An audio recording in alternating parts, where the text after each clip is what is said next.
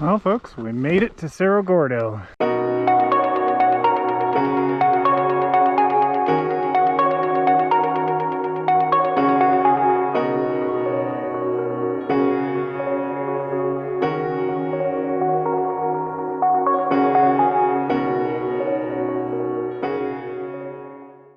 Cerro Gordo at its peak had 4,500 residents, and at that time, Los Angeles had about 6,000 or 8,000 residents, so it wasn't that much bigger than Cerro Gordo.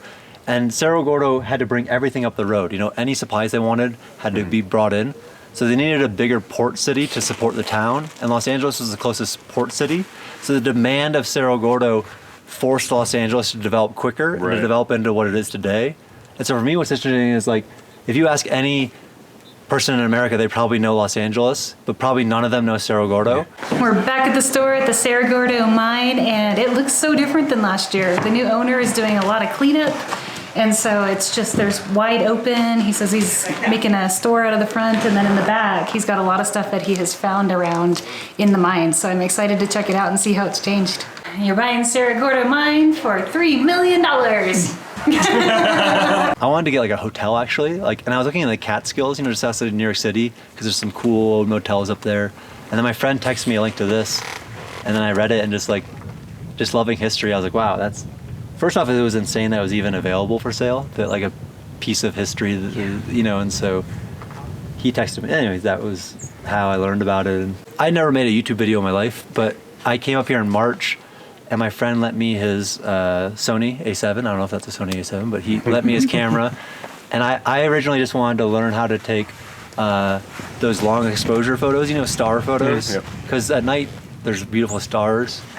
And then I made a video, and then I put it on YouTube, and then people were interested. So now I make more of them. And that's helped just shine the light on the town. Because that's all I'm ever trying to do. Like I just said, is like to get more people to know about the town.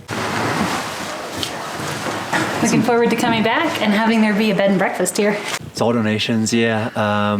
Typically we have a caretaker here named Robert, but he hasn't been here for 7 months or so, and that's kind of what I've been filling in. I've been here full time for 7 months, but he usually gives tours and there's like donations. But more recently, because of after the hotel burned down, we started like the GoFundMe thing, and people have been supporting big time.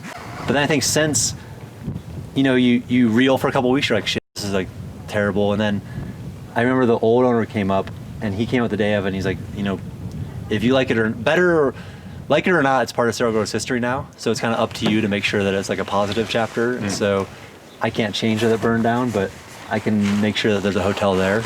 And so I'm just trying to, hopefully by next summer, we just got our permits. We're gonna rebuild it almost to look like it used to, and use that reclaimed wood and like period wood, so it won't stand out. But inside it'll be comfortable. There'll be like bathrooms, you know, and sprinklers, and 5 rooms. So we'll have 5 bedrooms upstairs. All of them will have views of, you know, the valley and stuff. Yeah. So we're here at the Cerro Gordo Hotel, which unfortunately burned down this year due to an electrical fire.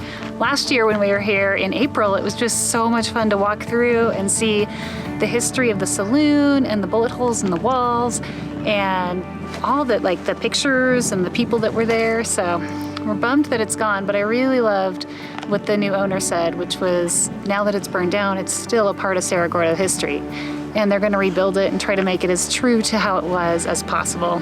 Because I think it's an important town. And it's nice to, like, I think that's what allows me to stay here for 7 months, is if you believe something that you're working on is important, then it kind of allows you to work on it a little bit longer. Because it's not like there's like clock in and clock out hours here. It's it's pretty much all day long.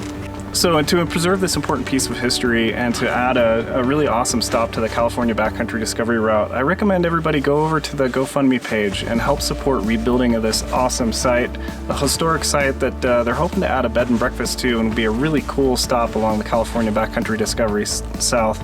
If you can afford it, throw a couple bucks his way, and I'm sure it will go a long ways.